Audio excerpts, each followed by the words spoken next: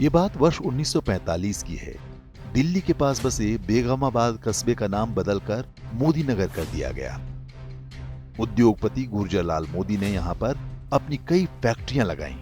मोदी पोन, Modi tyre, Modi कपड़ा मिल, मोदी वनस्पति, मोदी चीनी मिल और भी न जाने क्या क्या। पूरे देश से लोग रोजी रोटी की तलाश में मोदी नगर की मोदी मिल्स में आने लगे। बाद में मोदी हॉस्पिटल, मोदी धर्मशाला, मोदी कॉलेज की भी स्थापना हुई। एक सामान्य से क्षेत्र में देखते ही देखते विकास और संपन्नता की धारा बहने लगी।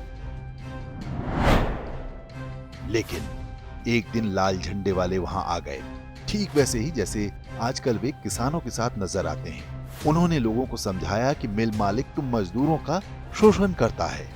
मोदी भले ही उन्हें मंदिर, कॉलेज, अस्पताल, घर, विवाह के लिए भवन, यहाँ तक कि घर की पुताई के लिए भी पैसे तक दे रहे थे, लेकिन लाल झंडे वालों ने हड़ताल का माहौल बना दिया। लोगों ने भी मान लिया कि मोदी मिल्स वाले पूंजीपति हैं और उनके खिलाफ विद्रोह करना उनका कर्तव्य है। और फिर क्रांति आरंभ हो गई। आए दिन तालाबंदी और तोड़फोड़ होने लगी। बताया जाता है कि एक बार जब मोदी साहब की पत्नी मंदिर गईं, तो मजदूर नेताओं ने कपड़े उतारकर उनके सामने नग्न प्रदर्शन किया। उस दिन के बाद मोदी नगर फिर कभी वैसा नहीं रहा। चीनी मिल को छोड़कर एक एक करके सारी मोदी इंडस्ट्री वहां से उठा ली गई। चीनी मिल आज भी बची हुई है, क्योंकि तब किसानों ने लाल झंडे वालों को कभी अपने बीच घुसने नहीं दिया था, इसलिए किसानों की क्रांति नहीं हो पाई। लेकिन आज ये लाल झंडा किसानों में अपनी पैठ बना चुका है।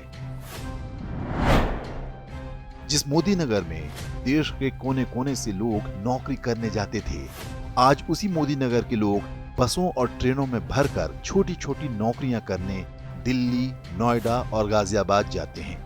मात्र कुछ दशकों के अंदर ही एक संपन्न औद्योगिक नगर का द एंड हो गया।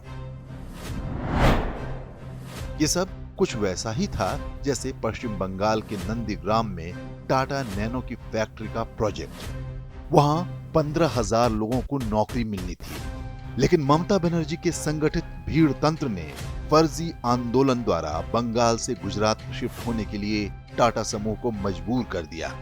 बंगाल के लोग पहले नौकरी ढूंढने दिल्ली, मुंबई के शहरों में जाते थे, अब गुजरात भी जाते हैं।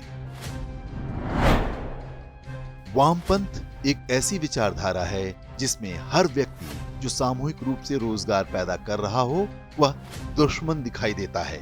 तीनों कृषि बिल से भी सारी समस्या इतनी ही थी।